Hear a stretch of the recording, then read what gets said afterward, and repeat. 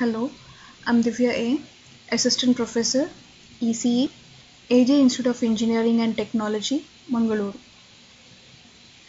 So in the last video lecture, I had started with Module 4, that is WDM concepts and components. So in this video lecture, I had introduced you to wavelength division multiplexing and about the standards of WDM, and finally I told you about Mach-Zehnder interferometer multiplexers.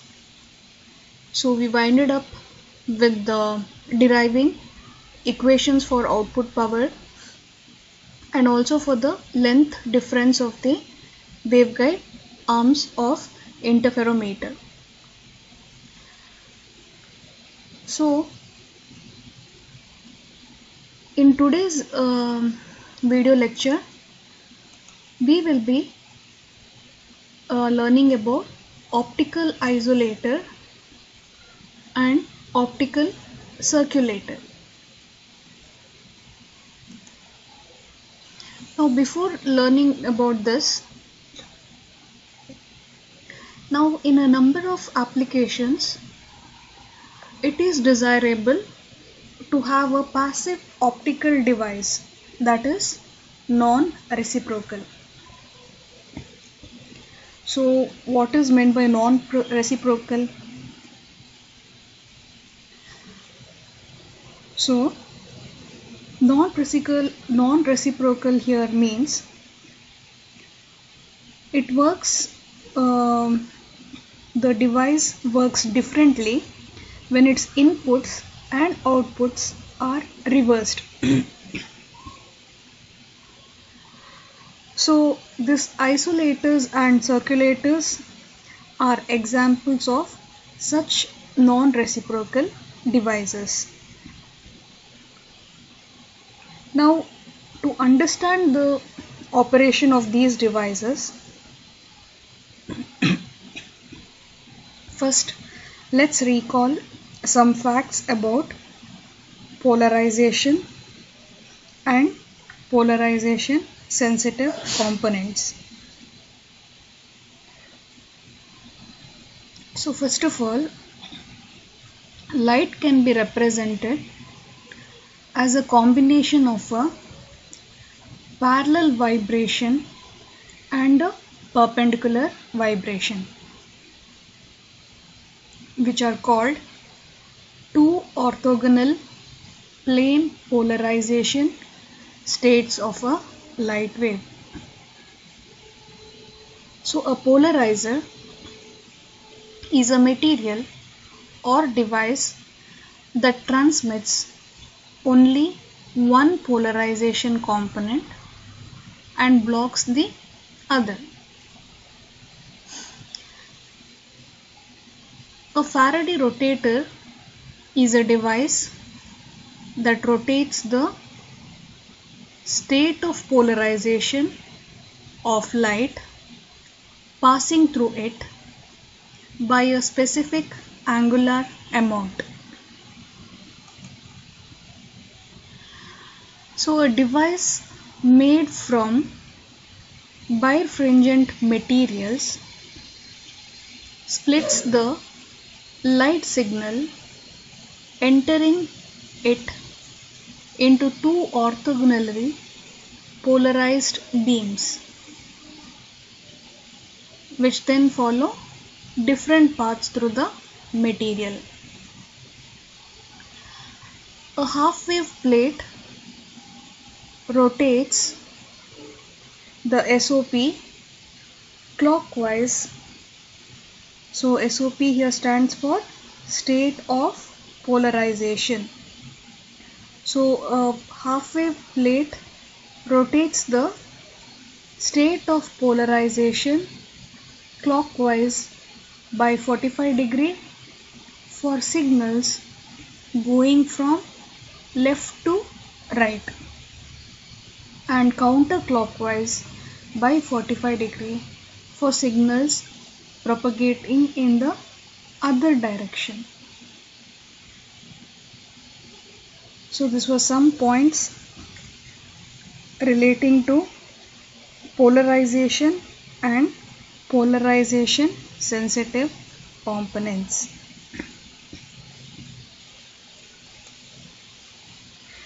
So coming to optical isolator. So here you can see on the left side, so this is these are optical isolators. So isolator is an optical component that allows the transmission of light in only one direction. Optical isolator allows the transmission of light in only one direction, and the light is completely blocked in the other direction. So these isolators are used to prevent unwanted feedback into the lasers. So the laser operation is not disturbed by the feedback from the fiber optic system. So now let's see how an isolator looks like in the inside. So this is the components of an isolator. So as you all can see, it is made of 3 parts. So the input birefringent wedge, then we have the Faraday rotator, and at the output the birefringent wedge. So here the blue color trace shows how light travels in the forward direction. So the light traveling in the forward direction, it is split here into 2 beams by the input birefringent wedge. Now this 2 waves polarization, it is rotated by the Faraday rotator. So then these 2 beams are combined by the output birefringent wedge. Then the light can now be coupled back into fiber and it continues its travel in the system. So the red color here shows how light travels in the backward direction. Light traveling in the backward direction, it is also separated into 2 beams by the output birefringent wedge. So then these 2 beams becomes polarization. So these 2 beams polarization is rotated by the Faraday rotator. But when these 2 beams get into the input birefringent wedge, instead of being combined into one beam, they are diverged. As you can notice, they are diverged further apart and cannot be focused back to the fiber. Thus, the backward light is blocked. But if you this is what is happening in an isolator, that is, it will allow the light to pass through only one direction but not in the opposite direction. So this is how it happens in an isolator, and these are the three components that are present in an isolator. So if we want to truly understand how this works,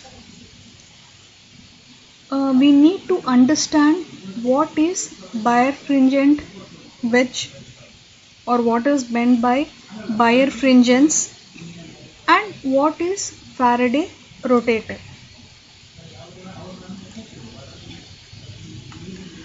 So what is birefringence? So light has polarization.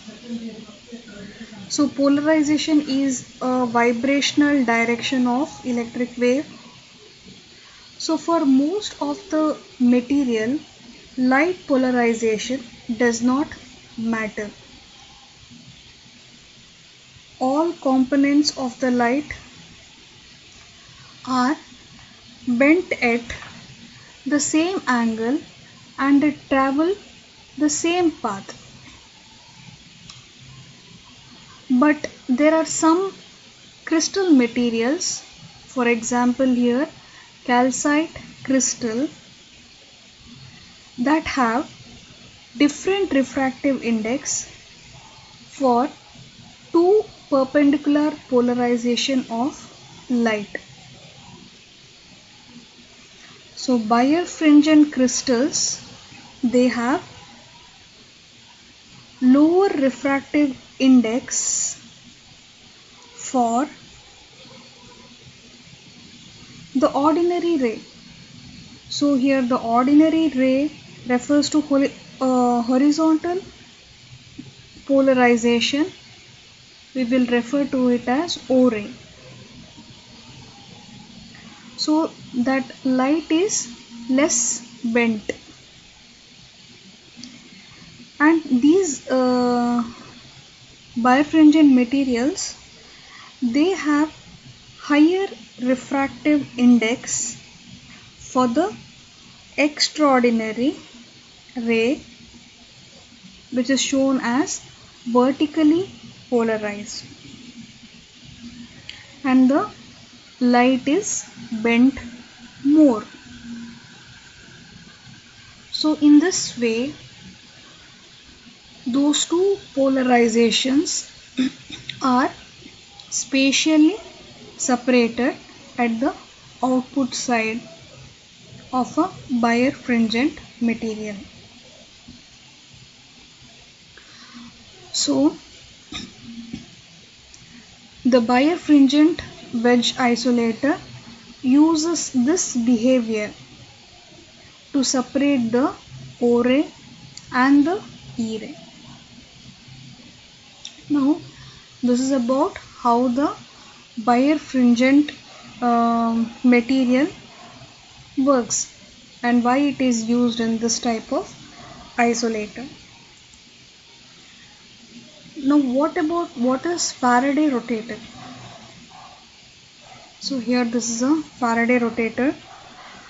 So it is a optical device that rotates the polarization of light due to Faraday effect. So Faraday effect is based on magneto-optic effect.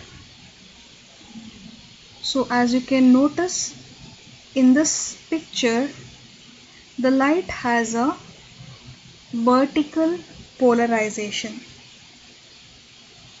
After passing through the Faraday rotator, the polarization is rotated into an angle. So this rotation angle, it depends on this magnetic flux T and the length of the path that is traveled and on the material. So in fiber optic isolator, this rotation, so this rotation angle can be chosen anyhow, it can be designed anyhow, but in fiber optic isolator this rotation angle is chosen at 45 degree. So Faraday rotation, you have to remember here, Faraday rotation is single direction only. That is, if the light at angle beta travels at the backward direction, it would be rotated another beam angle in the same direction. So now the angle becomes what? 2 beta. So it will not be rotated back to the vertical direction. So this single direction rotation makes the Faraday effect non-reciprocal.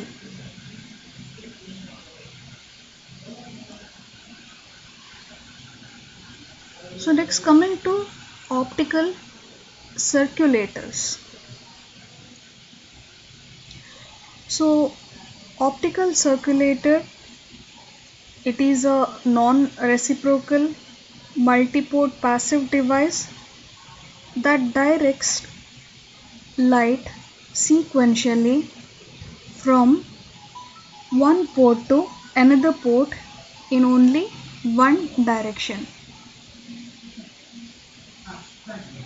So circulators are devices that direct light sequentially from port to port in only one direction.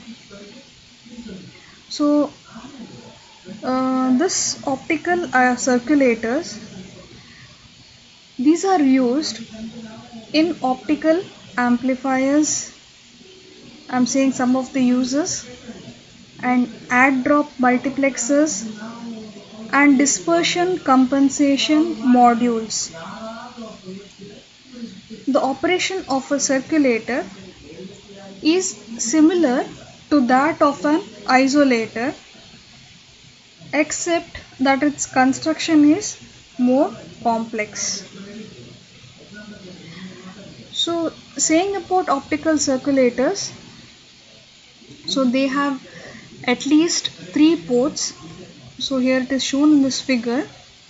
The function of a circulator, as I told you, it is to transmit the light from one port to the next port with minimum loss, such as from port 1 to port 2 and from port 2 to port 3.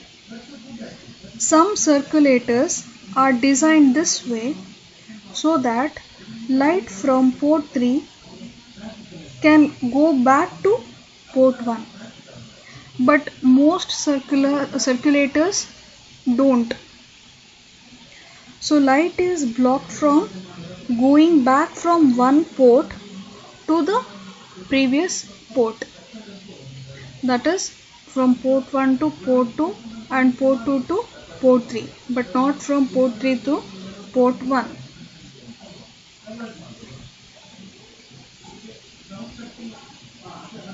So that is why it is called as a circulator. So now, how does an optical circulator work? So there are different designs. Here I will explain one particular design in detail. So as shown in the top part, there are 3 types of components in a circulator. That is, we have birefringent crystal, then we have half wave plate and Faraday rotator. Also, the 3 axes are marked as X, Y and Z. Light travels in the Z direction. All polarization rotations happens in the XY plane. So the top part, this part, shows the actual components inside the circulator, and the bottom part, this part B, shows the how the light's polarization is rotated, that is, you can notice here circles, right? So each circles indicates the light beam position, and the arrow inside this circle indicates the polarization direction of the beam. So port 1 and port 3 are located at the input side. So you might have noticed in the previous slide, here this is an optical circulator. So this is the port 1 and this is port 3, and here we have port 2. So as I told you, port 1 and port 3 are located at the input side. They are separated by a certain amount at the horizontal axis. So let's first consider how light beam travels from port 1 to port 2. So first of all, a light beam is launched into port 1. So what do we have here? Birefringent crystal, right? So what it does is it splits it into two beams in the vertical Y axis with orthogonal polarization states. You can notice here. So then they pass through two half wave plates here. The top beam's polarization, it is rotated 45 degree clockwise by the top half wave plate, and the bottom beam polarization is rotated by 45 degree counterclockwise by the bottom half wave plate. So you can notice here these both beams have the same polarization direction at 45 degree. So then these two beams, they pass through the Faraday rotator. So as we already learnt, the Faraday rotator rotates the polarization of both the beams 45 degree counterclockwise. So now we can notice that the two beams are vertically polarized along the y-axis at 90 degree. So now they reach the second birefringent crystal. So this crystal is cut in this way so that its ordinary ray passes without any displacement, and its extraordinary ray will move a certain amount at the horizontal axis. So this second birefringent crystal's ordinary ray polarization is at the vertical y-axis. So now these two beams can pass the crystal without any change and displacement, just like a regular glass. So that is why we can see here the polarization of the two beams remains the same. Now these two beams pass through the second Faraday rotator, which rotates the polarization 45-degree counterclockwise again. And after that, the top beam, it is rotated 45-degree counterclockwise by the top half wave plate, and the bottom beam is rotated 45-degree clockwise. So now these two beams polarization becomes orthogonal again. You can notice here. Now we have the third birefringent crystal. So the third birefringent crystal is exactly the same as the first crystal, so that these two beams are combined back into one single beam and comes out of port 2. So this was the journey from port 1 to port 2. Same way it travels from port 2 to port 3. But here, as you can notice, what happens here, the polarization changes at this point, that is at the second birefringent crystals. So the light, instead of combining at port 1, they combine at port 3, because here they are shifted by some with some displacement. So that is why we get the output at port 3. So the light travels from port 1 to port 2 and port 2 to port 3. So this is how an circulator works. So now, seeing some more things about the circulator. So now, just now what we saw was a 3-port circulator. So similarly, in a 4-port device, ideally one could have 4 inputs and 4 outputs if the circulator is perfectly symmetrical. In actual application, it is usually not necessary to have 4 inputs and 4 outputs.